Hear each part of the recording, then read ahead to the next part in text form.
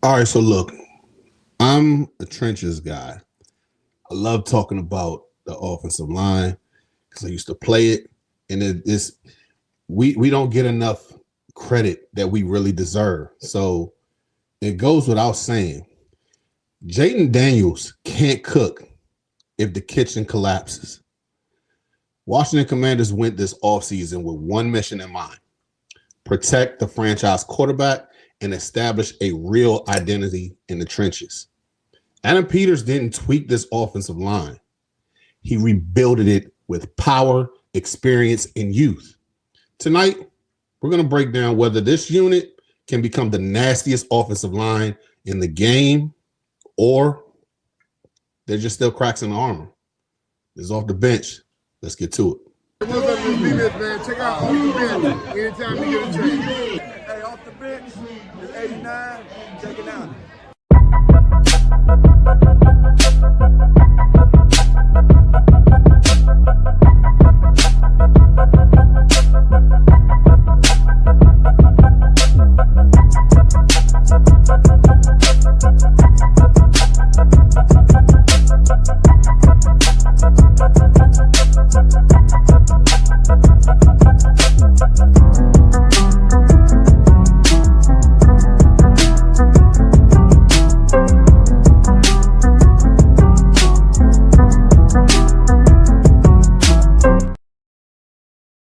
What up? What's good? What's happening? It's your boy Big Herb, and welcome to another episode of Off the Bench. We are on the road to 1,000 subs. So before we go any further, just do me one quick solid. It's not going to take up your time. It's not going to cost you anything.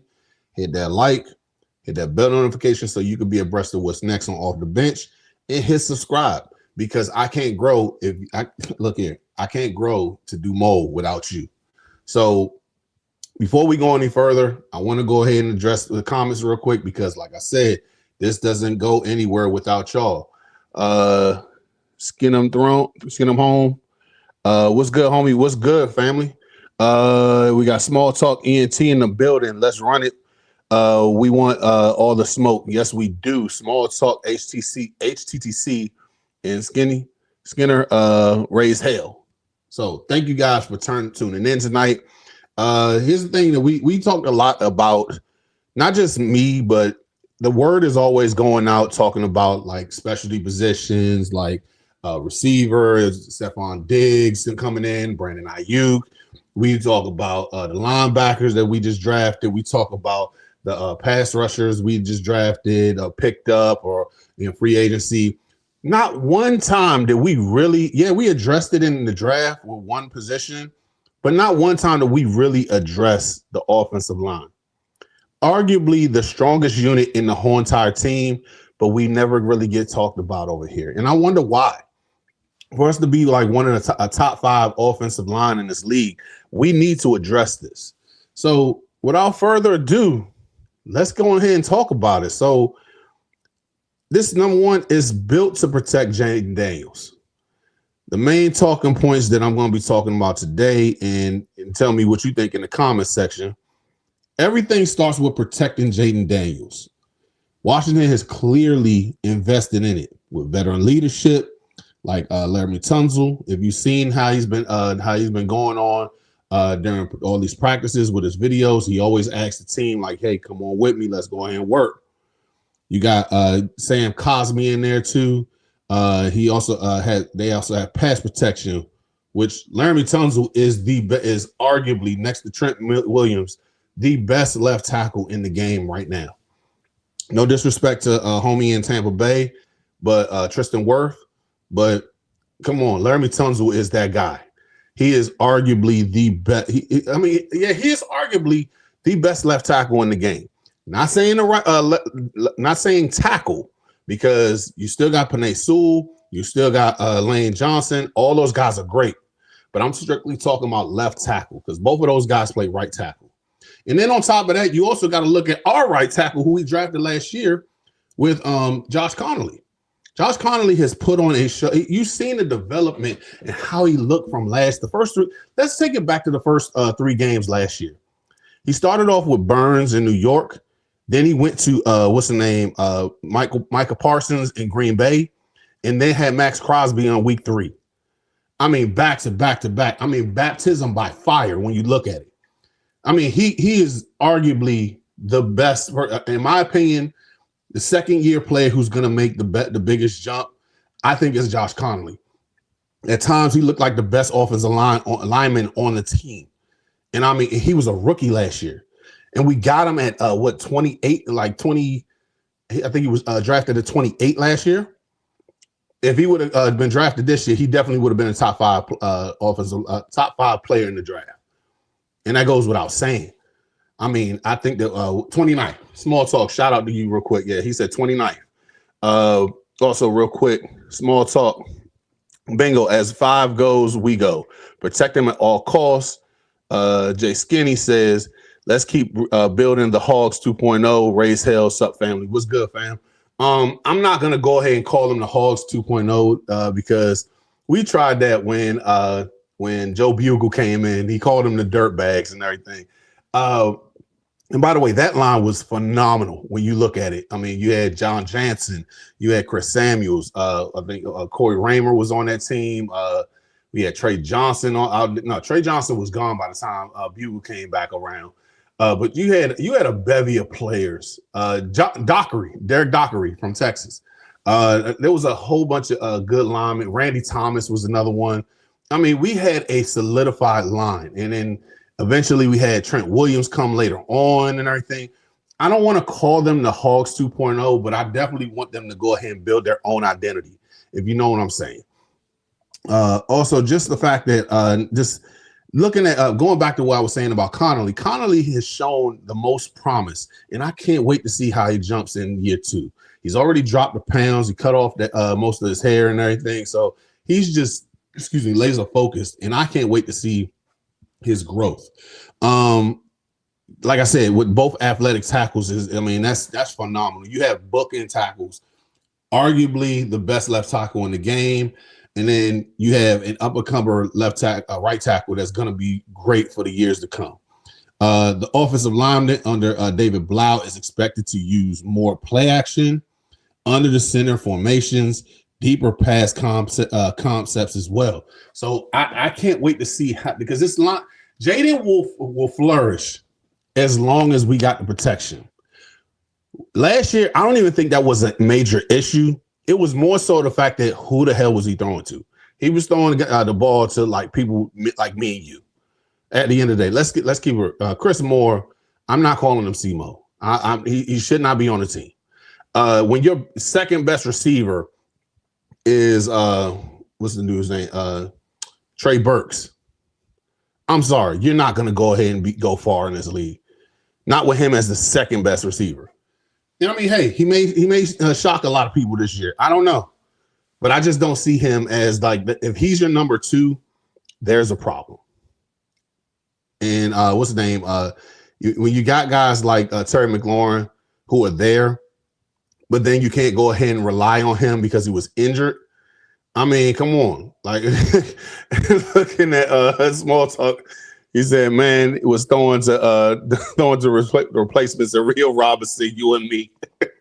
Look here, I'll take a paycheck from them if I run a few routes if they're gonna pay me.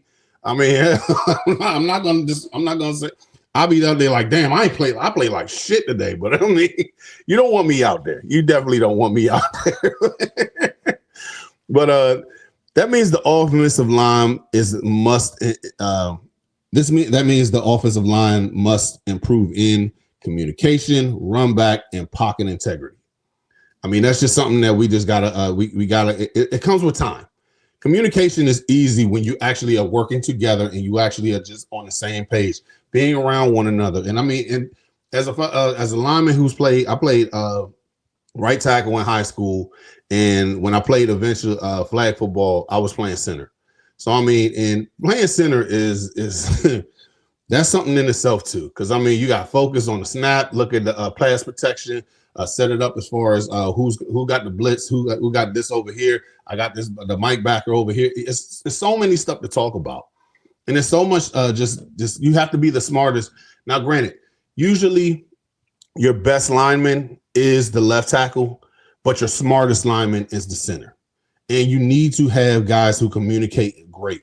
And I think with David Blau and the offensive line, the offensive line coach is his name is eluding me right now. But I think with this whole entire scheme that we're going to be having now, it's going to be so much. It's going to be so much better. And I can't wait to see how it is on with this new scheme going in, because I mean it's a lot of athletic move alignment that needs to be on this team.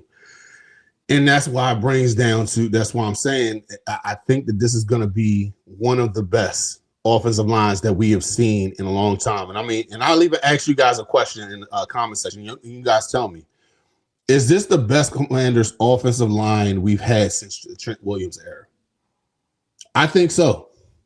And I mean, because we have every single piece on the line, whoever we put in, if you take them out as far as left guard, whether it be what's his name, Coleman, or damn it, what's the boy's name? That's the other left guard.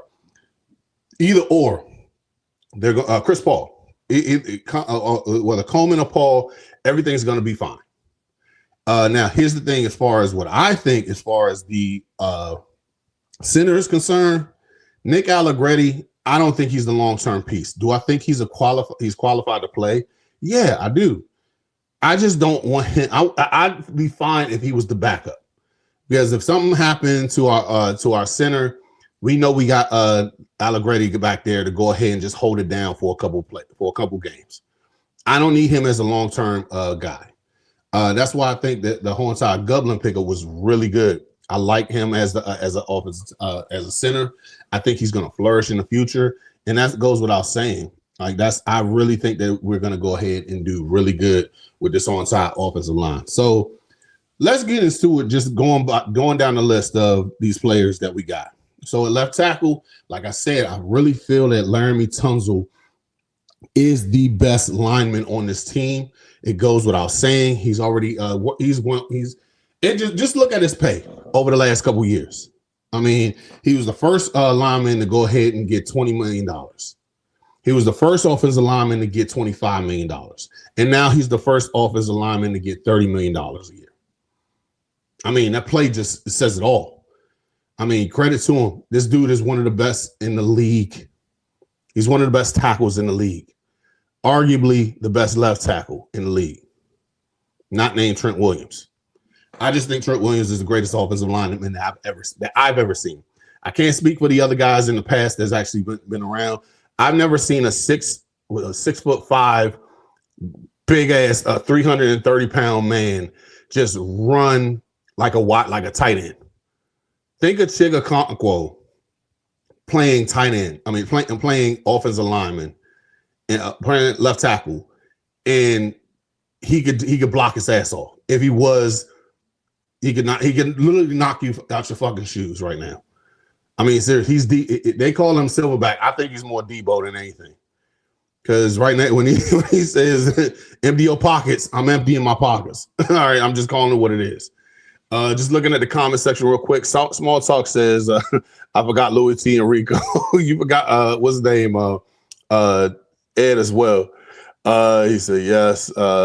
He does think that this is the best. He says this is the best since 2013 to 18.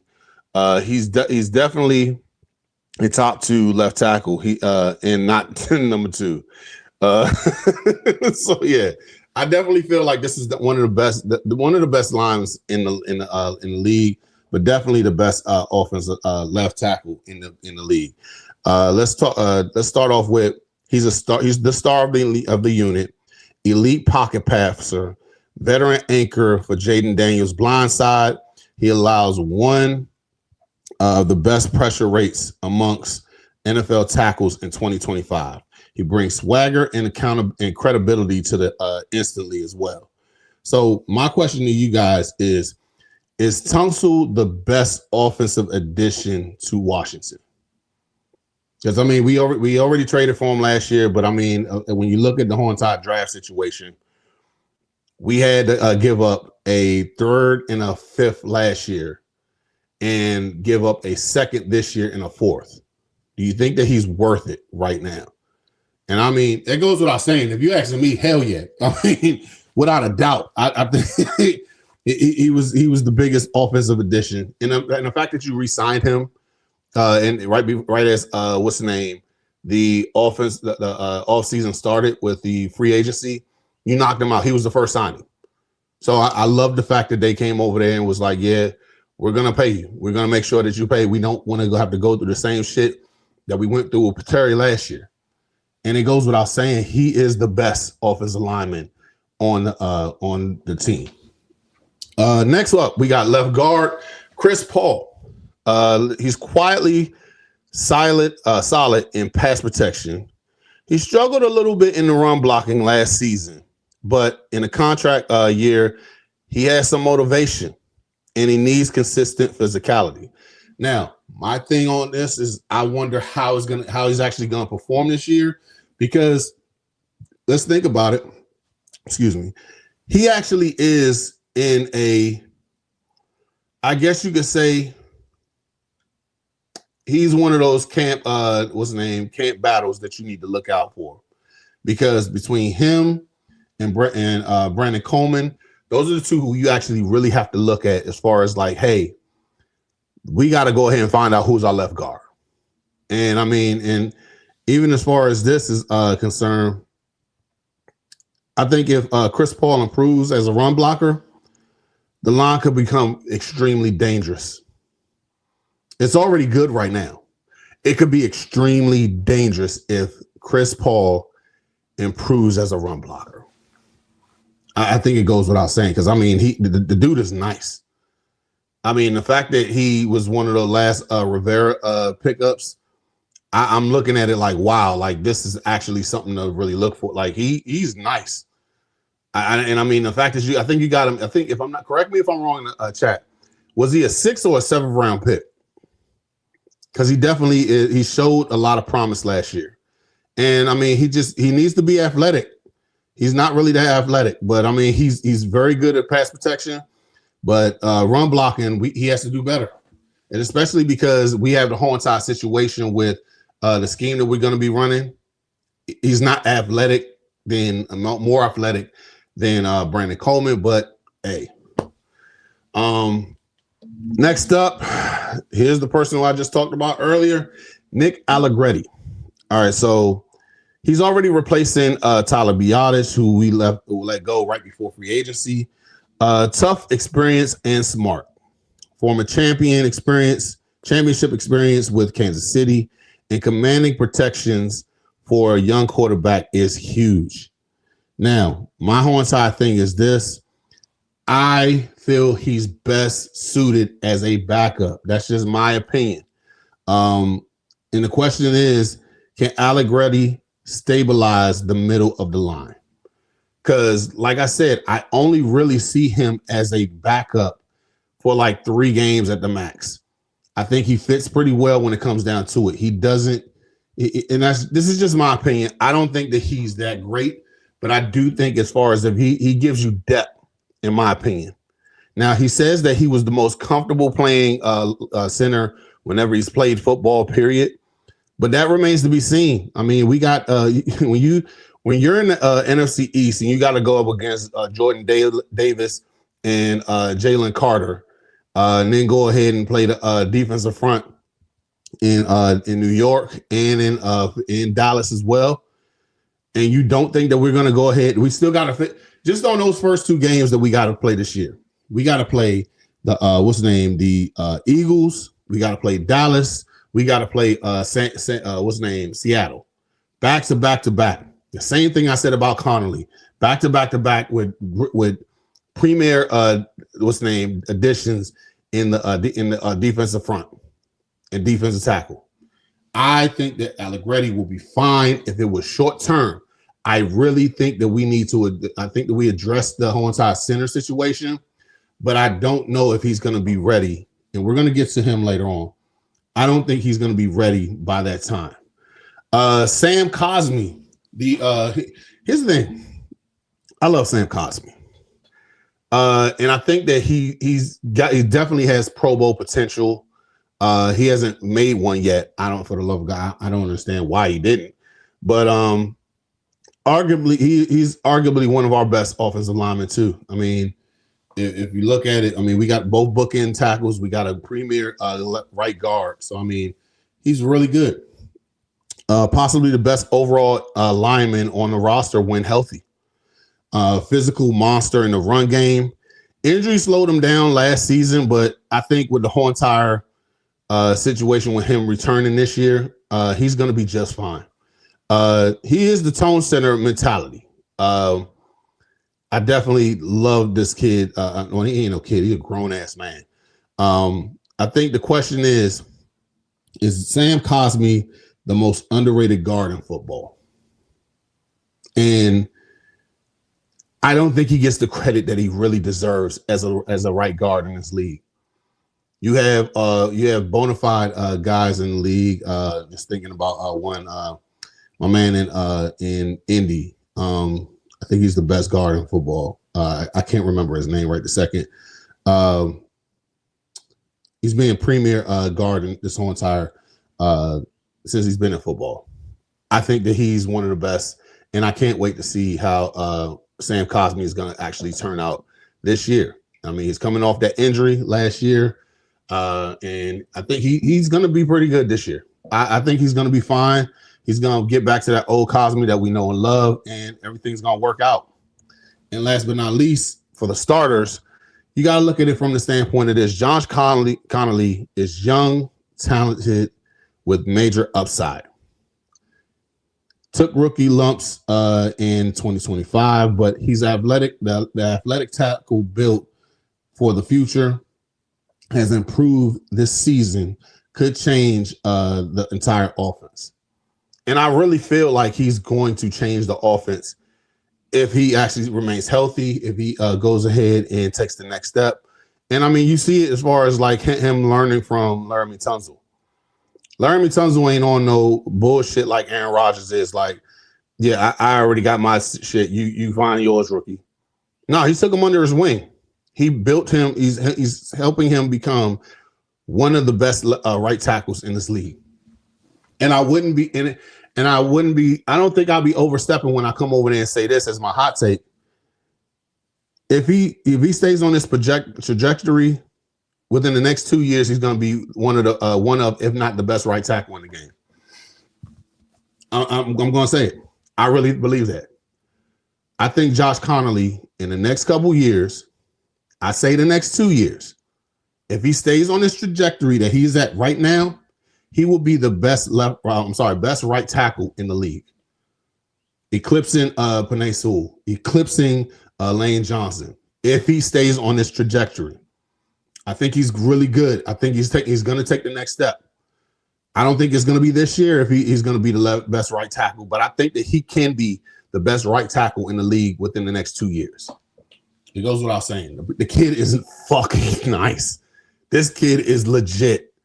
And I really hope that you guys are watching him play because he's so fluid in his steps. He's got the length to go ahead and get that punch. And I mean, his step back is really getting good. I'm telling you. I think that this kid, he could do numbers. And we really need to start. I want to go ahead and say this real quick. The NFL needs to start track the same way that they have stats for everything when it comes down to all these other players and everything. I think he needs to go ahead. We need to start going ahead and getting the pancakes as an official stat. You knock a player on his ass and lay him out, you need to go ahead and make that a stat. Because it's literally it's sumo wrestlers at the end of the day. If you lay that lineman on their ass and just step over them like you knocked them right out, we need to make that a stat. Tell me what you guys think in the comments section. Should we go ahead and make that a stat from now on? But before we go any further, because we're definitely going to go ahead and talk about the depth and competition, let's talk about W. So let me fill you in on W. W is a powdered energy drink that replaces other inferior caffeine beverages. It contains 0 maltodextrin, 0 fillers, 0 artificial colors or dyes, and is no proprietary blends. The star of the show is our caffeine fruit extract, which helps you focus with no jitters or no crashes.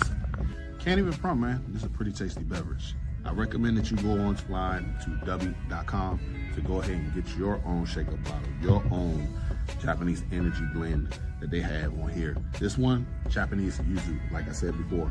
You can go on and get different type of flavors that they have on there and go ahead and order yours. And here's the thing, when you go on there, go ahead and type in the promo code ODBHTTC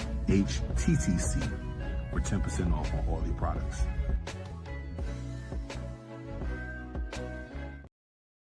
Be sure to secure the dub with W. Go on W.com to go ahead and get 10% off when you put in the promo code ODBHTTC for 10% off on the whole entire website.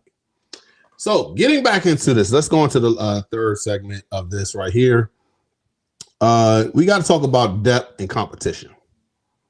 With the depth players like Brandon Coleman, Andrew Wiley, Trent Scott, Matt Gublin, and Julian Good-Jones. I think as far as the whole entire competition, like I said earlier, with Chris Paul and Brandon Coleman, they're going to be battling it out. And the only thing that I really feel, if Chris Paul can work on his run game, he has it solidified. But also, I'm looking at Brandon Coleman, where he's had mishaps, but he is athletic as fuck. And if you having this zone scheme that you got, and you need to go ahead and get to the next level, Brandon Coleman is athletic enough to go ahead and handle that. Tell me, guys, what you think in the comment section, because I think that's the biggest competition on the offensive line that we really need to pay attention to. Because everything else, I think, is going to be fine. You have really good depth with Andrew Wiley as your backup right tackle. He could really is your swing tackle. If you need him to just a couple plays, like you did last year with the whole entire, when Tunzel went out due to hamstring injuries, you had Wiley come in just to sustain it just a little bit. I don't need you for the whole entire game. I need you to just go ahead and, if anything, I like him more right tackle than left tackle. Because left tackle, you taking on the best of the best of the best. And Laramie Tunzel is that guy. Trent Scott, another depth player. I like him. I think he's going to be good. Throw him another touchdown pass like Jaden got his first one. Gublin is the one who I really feel he could actually go ahead and take this whole entire starting role. I say by probably week 4, I can see it. Not sitting there trying to shit on Allegretti. I just really feel that they already picked their guy, and he's the guy. But the thing about it, it's gonna take time with him. It's not gonna be like, oh, I got it. I think that he's actually gonna go ahead and what's his name? DQ already said he's playing center, so he's our center for the future, and I feel confident in that. I think he only gave up 1 sack the whole entire year last year with Michigan State, and that speaks volumes. Julian Good-Jones. I'm gonna be nice because he might not even make the team. I'm just gonna keep it a buck. There's a good chance that he might not make it. I don't know. It depends on what the whole entire situation is. But Washington finally has real depth. I will say that. Injuries destroyed continually in recent years, but Matt Gublin could become a fan favorite. Develop as a developmental piece. Brandon Coleman gives versatility as well. I did say that he can be the new left guard, but also he can, if we need to, we can play center as well. I really feel like that with these guys is going to be something to go ahead, and it's going to be fun seeing the trench work in what's the name of it in training camp. And even with minicamp as well. I want to see what the whole entire situation looks like. But here's something that I want to bring up to you guys, and you guys tell me what you think. Which backup offensive lineman could surprise everyone? So when you're looking in the comment section, I want you guys to tell me, who do you think is as a backup, which offensive line could surprise everybody? Me personally, I am going to go with Gublin. He can make surprises, and my way of him surprising me, if he's in there by week 2, that shows me that he's developing really fast. That's telling me that he actually has a grasp of the what's the name of the playbook. That's showing me that he can go ahead and, because like I said, if you're the center, you have to be the smartest offensive lineman on the line. Not the best, but you have to be the smartest. And I think the guy has a chance to become that. Next one, we're going to talk about what's the strengths of this team. I'm looking at, for the strengths, we're looking at veteran leadership. And who is that? Laramie Tunzel, Nick Allegretti, and Wiley. Why are those 4? Starting off, let's go ahead and look at it like this. Tunzel is the best, like I said, the best left tackle in the game, if you ask me. But also, he's taking on leadership roles, like taking Josh Connolly under his wing, making sure that he's on the same page to go ahead and do it on the right side of the way. Because, I mean, let's keep it real. When that time comes when Tunzel ain't here, it's going to be, what's the name? It's going to be Connolly taking that left tackle spot. That's what I think it is. Unless we find somebody else who can take that mantle later on down the road. And if he's just that good on the right side, we got to keep him there. Hey, that's one thing. But that leadership speaks volumes. Taking him under his wing during the summer and the offseason, come on with me. Allegretti and Wiley. Why do I say those 2? They have championship experience with KC. They won Super Bowls with the Chiefs, so they know something about how to work this offensive line. Are they the best? No, but I'm talking about bringing leadership, bringing veteran leadership. Both of them can bring that. Athleticism. It goes without saying. Connolly and Cosme and Coleman. All 3 of them are athletically gifted to go ahead and do what they need to do on this line. Pass protection potential. Perfect fit for Jaden Daniels' development. Because, I mean, if nobody's touching them, I mean, because there's been times when Jaden had enough time. He just didn't have the receivers to get open. And it's not like we can go ahead and just have him run out there and just, hey, the pocket's breaking down, but we got a few seconds. Go and peel off a run. No, they're just going to have a spot sitting there waiting on them. So we need to get those separation from the receivers, because if the offensive line is set up perfectly and you have receivers that could get open, I'm telling you without a shadow of a doubt, this could be the best offensive line in the game. The whole unit. In versatility, multiple guys can play multiple spots. Like I said, Coleman can go ahead and play left tackle, not only left guard, but center. And also he played tackle at TCU as well. What's the name? Versatility as far as with Connolly. Connolly had to learn how to play right tackle. It's not easy just going in it. It's not a plug and play situation where you have a left tackle who's consistently moving back this way. And now I got to learn how to go ahead. I've been playing this same position just like this the whole entire time, my whole entire career. Now I have to go ahead and switch it up to the other side. And I'm telling you, as a lineman, that shit is not easy. It's definitely not easy when you're going ahead and backpedaling in one way your whole entire career. Now you have to change it to the other side. That's versatility, guys. Whether you think so or not. Coleman and Connolly, I think, is going to be fine with their versatility. Not to mention, Gublin not only played center, but he played guard, I think, at Wake Forest as well. So if we needed him as an emergency right guard, because that'd be Cosme. If Cosme went down, I could see Gublin going there if he's not playing center already. But yeah, the next one that we're gonna go into is the biggest concerns: run blocking. Washington still ranks middle to lower tier in run blocking metrics last year, and we have to do better with that. Yeah, we had one of the best. We had the most, one of the top rushing offenses in the league, but those are based off of like scrambles and stuff as well. You can't just look at it like because we had the most, we had one of the best rushing yards in the whole entire league. A lot of that shit came from scrambles. What's the name? Breakdowns in the offense that our quarterback had to go ahead and make, whether it be Mariota, whether it be JD5. Also, health. Cosme's injuries. He's coming back. I think he's going to be fine. But I mean, you still got to look at that in the back of your mind. It takes like 2 years for an ACL tear, and he tore his ACL in January of 2025. So he's finally getting back to where it's like, hey, I could actually play now.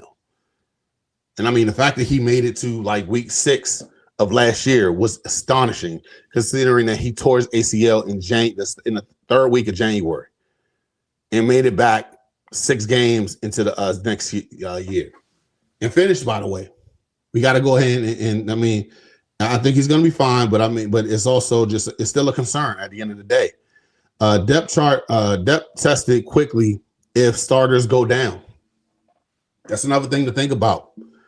If one of our offensive line go down, we need to make sure that it's not a long-term injury, because if it is, Lord help us. Chemistry. Several new pieces. The offensive line needs time together. And that's why I feel, as far as like brings into the leadership with Laramie Tunzel. He already said, like, hey, it's an open invitation for everybody to come train with me. We can go ahead and get the camaraderie. We can go ahead and be on the same page. Because I'm telling you, one of the strongest units that you ever going to see on the football field is the offensive line, because we all have to work together. If I'm the center, I got to worry about the guards next to me that's going to make the play that got my back. If I need a chip on a defensive tackle on the 3 technique or the 2 technique, what's the name? The other technique, I'm losing my train of thought. Any other positions, whether it be the left tackle, the defensive tackle, I need help. And I gotta rely on my guy over here. We have to be on the same page, connecting one another. As a tackle, you're literally on an island.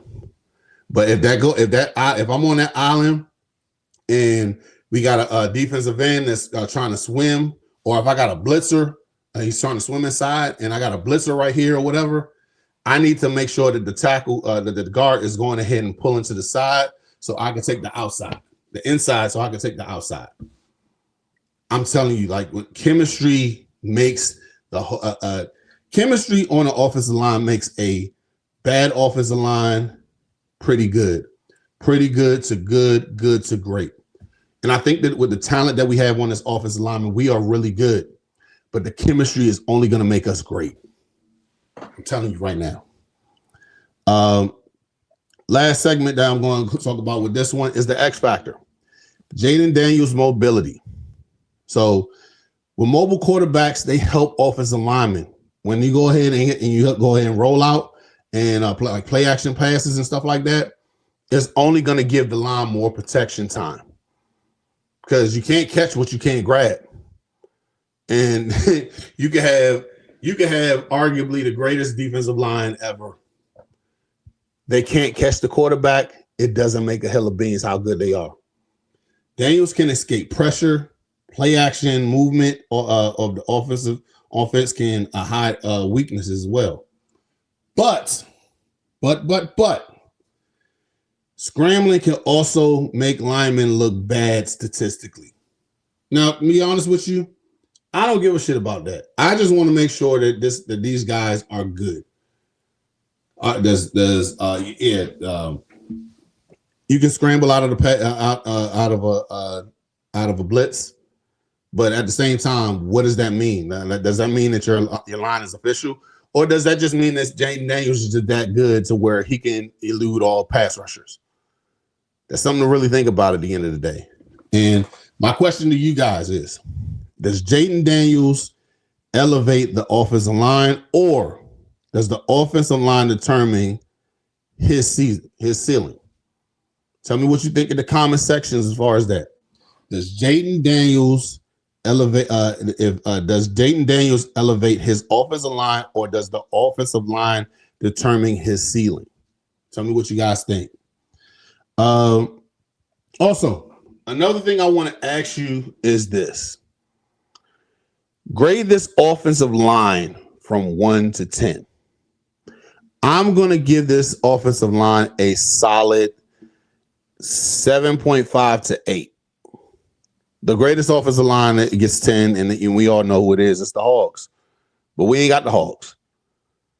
So I'm going to go ahead and give this offensive line an 8. That is my thoughts on it. Tell me what you guys think in the comment section as well. The next one I want to ask you guys is, which player is most important besides Tunzel? I already said it. I think the most important guy is, what's his name? Josh Connolly. Josh Connolly is the second best offensive line on this team, if you ask me. Cosme is definitely qualified to be in that argument, but Josh Connolly, he's built different. Built Fort tough. He's going to be fine. And he's going to ascend. He's already dealt in his first 3 games, premier pass rushers, and did solid. Didn't do great. He got worked, but he did solid. Next thing I want to bring up is this finally a top 10 offensive line? Yeah, I got some homework for y'all. So I need y'all to tell me in the comment section what you think. Is this finally a top 10 offensive line? I already told you before the start of the show. I think that this is a top 5, in my opinion. Another thing is, what do you think is their biggest weakness? Like I said, chemistry. It's for me. It's chemistry, because I need to be able to have that chemistry with both of my guys, every single one of my guys. Like I said, chemistry turns a bad offensive line decent, a decent offensive line good, a good offensive line excellent, and you know the rest. Then you got the Hogs. Then you got the Great Wall of Dallas. You got the Eagles offensive line from when they won the Super Bowl. Let's just call a spade a spade. Hey, look, I don't like neither of those teams, but at the same time, they're one of the best offensive lines out there. I got my bias with my with the Hogs. I mean, look, we didn't a lot. We only gave up 9 sacks in 91. 9. There's some guys who go and get that in 2 weeks. There's some offensive lines that get 9 sacks in 2 weeks. We got them for the year. That's why I feel like the Hogs is the greatest offensive line ever. Last question I have for you guys, and tell me what you think in the comment section. Who gets exposed this year? My thoughts on that depends what the left guard situation is. Because if Chris Paul is not athletic enough, he's going to get pushed out of there. Now, I think he had a great year last year, considering how he used to how he came in here under the Rivera era. He wasn't even started. He wasn't even thought of to be starting. But then he got good, real good. So I will go ahead and say, if he doesn't fix the whole entire run situation with this new offensive scheme, he might get exposed. In closing, the Washington Commanders finally look serious about winning in the trenches, and I love every second of that. For years, the franchise begged for protection, begged for toughness, begged for an identity, and I finally think that we got it here. Well, now there's no excuses. Jaden Daniels has the weapons, he has the coaching, and now he has the offensive line with legit talent. The question is simple. Can this group be a championship caliber unit? In my unbiased opinion, I think so. My weakest point as far as with this team on the offensive line is Allegretti, and I think that he's still a good center or guard if it's just limited time. I think we got our center of the future, and I think he's going to be just fine learning under his wing in the first couple of years. He's going to be just fine because Gublin is definitely going to be nice. I think he's going to take over at some point. But guys, that is the show for today. We are 45 minutes in. Didn't think I would go ahead and get this deep into it, but hey, I'm a lineman at heart, so I love my big uglies. I can't wait to see how this whole entire thing goes. Tell me what you guys think in the comment section. Be sure before you head out, be sure to hit that bell notification so you can be abreast of what's next. hit that like and subscribe to the channel because we can't grow unless you do more. So all I need you to do is click that button. That's it. I ain't asking for bread. I ain't asking for nothing else. Click that button. That helps us a lot over here on Off the Bench. So yeah. And when I mean us, I mean, yeah, it's just me. So it helps me a lot. So yeah. But guys, it's been fun talking about the trenches today. Tell me what you guys think in the comment section. Like I said, I'm giving y'all homework as you're watching this. So write it in the comment section. You know, engage with me, damn it. Grading this offensive line. What do you think from a 1 to 10? Which player has the most important and is the most important besides Tunzel? Is this finally a top 10 unit? Who's the biggest weakness? And who's going to get exposed this year? So, guys, I appreciate you guys tuning in.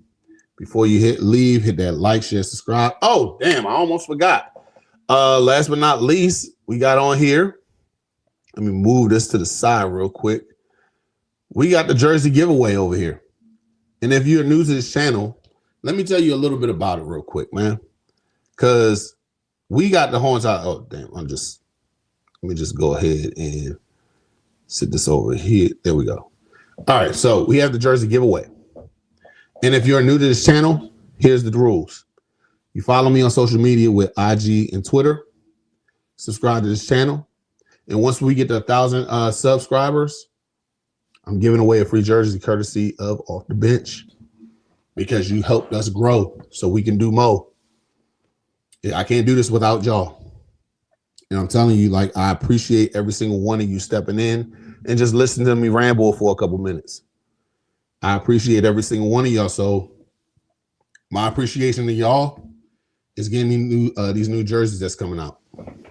So if you want a jersey, go ahead and subscribe to the channel.